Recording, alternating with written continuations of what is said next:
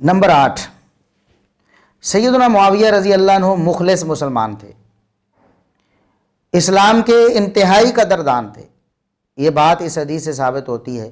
کیا مرزا صاحب نے کبھی بتائی؟ یہ حدیث پڑھی بھی تو کیا لوگوں کو سمجھایا کہ اللہ کے بندو اس سے یہ بھی ثابت ہو رہا ہے کہ سیدنا معاویہ رضی اللہ عنہ مخلص، اسلام سے مخلص تھے اور اسلام کے انتہائی قدردان تھے؟ آپ خود بتایا نا کہ صحابہ کرام وہاں بیٹھ کر کیا کر رہے تھے؟ اللہ رب العزت کی نعمتوں کا شکر ادا کر رہے تھے۔ اور آپ صلی اللہ علیہ وسلم تشریف لائے ہمارے پاس اور آپ نے ہم سے پوچھا کہ تم کس لیے بیٹھے ہو؟ تو ہم نے کہا کہ ہم اس چیز پر شکر ادا کرنے کے لیے بیٹھے ہیں کہ اللہ تعالیٰ نے ہمیں اسلام کی دولت عطا فرمائی، مرنے سے پہلے حق دکھا دیا، الحمدللہ۔ ظاہر ہے مخلص تھے، جو کچھ انہوں نے قبول کیا تھا اس پر مخلص تھے، تب ہی تو اللہ کا شکر ادا کر رہے تھے۔ ایک بندہ مطمئن نہ ہو اپنے اسلام پر تو وہ اسلام کی شان اور مقام تو نہیں بیان کرے گا، وہ تو تب بیان کرے گا جب وہ اسلام پر مخلص ہے۔ تو سیدنا معاویہ رضی اللہ عنہ اسلام کے لیے مخلص تھے اور اسلام کی نعمت کے بہت قدردان تھے۔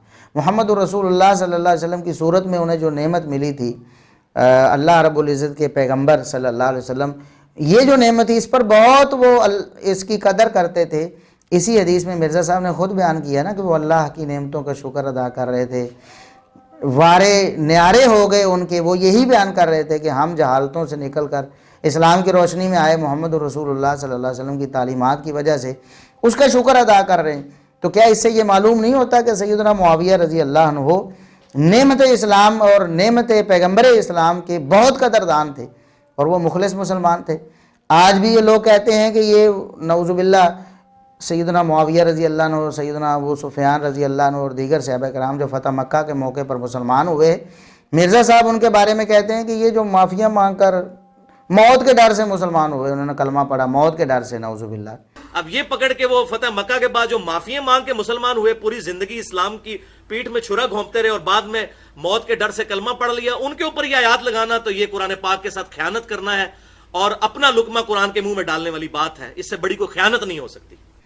مرزا صاحب، آپ نے اللہ کو جان دینی ہے، کسی دن مر جانا ہے، اس دنیا سے چلے جانا ہے۔ کیا آپ کو کبھی اس حوالے سے اللہ کا ڈر نہیں آیا کہ وہ صحابہ جن کے بارے میں اتنی فضیلتیں ہیں، اتنی فضیلتیں اللہ رب العزت نے ان کے بارے میں بیان فرمائی ہیں، نبی کریم صلی اللہ علیہ وسلم نے ان کے بارے میں بیان فرمائی ہیں، صحابہ کرام نے ان کے بارے میں بیان فرمائی ہیں، اور اس حدیث سے بھی ثابت ہو رہا ہے کہ وہ مخلص مسلمان تھے اور اسلام اور پیغمبر اسلام والی جو نعمت تھی اس کے انتہائی قدردان تھے۔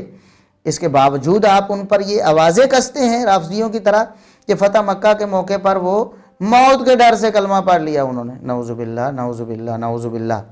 مرزا صاحب، آپ کو اللہ کا ڈر آنا چاہیے۔ دیکھیں، یہ ہم حدیث آپ کے سامنے پیش کر رہے ہیں کہ سیدنا معاویہ رضی اللہ عنہ نعمت اسلام اور نعمت پیغمبر اسلام کے انتہائی قدردان اور مخلص مسلمان تھے، اور یہ 8ویں فضیلت تھی آج کے اس لیکچر کی، اور ہماری سیریل کے مطابق 28ویں بنتی ہے۔ 28ویں فضیلت سیدنا معاویہ رضی اللہ عنہ کی جو حدیث سے ثابت ہوئی ہے، خود آپ نے یہ حدیث بیان کی ہے کہ وہ اللہ کی نعمتوں کا شکر ادا کر رہے تھے، اور یقیناً وہ سچے تھے، اس میں جھوٹے تو تھے نہیں، ورنہ یہ حدیث آپ مانتے ہی نہ۔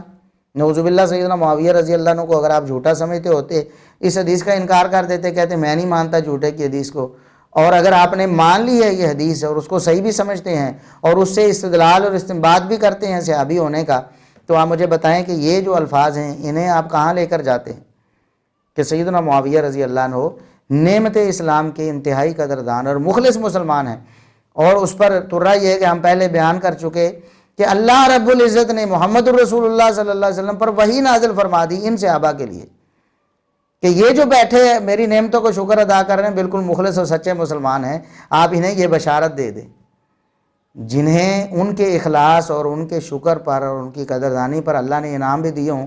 آپ اس میں شک کرتے ہیں، آپ کہتے ہیں موت کے ڈر سے کلمہ پڑھ لیا ہوگا، تلوار کے ڈر سے کلمہ پڑھ لیا ہوگا، نعوذ باللہ۔ تو مرزا صاحب، آپ اللہ سے ڈر جائیں، اس طرح کی باتیں آپ نہ کریں، توبہ کر لیں، اعلانیہ رجوع کر لیں۔ کچھ نہیں ہوتا دنیا میں، عزت و ذلت اللہ کے ہاتھ میں، اللہ رب العزت آپ کو بہت عزت دے گا۔ اور اگر آپ یہ سمجھ رہے ہیں کہ میں اگر حق کا اقرار کر لوں گا تو لوگ مجھے چھوڑ جائیں گے، اور جتنے روافظ اور یہ جو نیم روافظ ہیں صحابہ کے دشمن میرے فالور بنے ہوئے مجھے چھوڑ جائیں گے، تو اس سے عزت نہیں ملتی. اگر وہ آپ کے ساتھ رہیں گے تو کیا آپ کو عزت مل جائے گی؟ عزت تو اللہ اور اس کے رسول صلی اللہ علیہ وسلم کی تعلیمات کو ماننے میں ہے. عزت تو صحابہ کرام کی عزت کرنے میں ہے مرزا صاحب.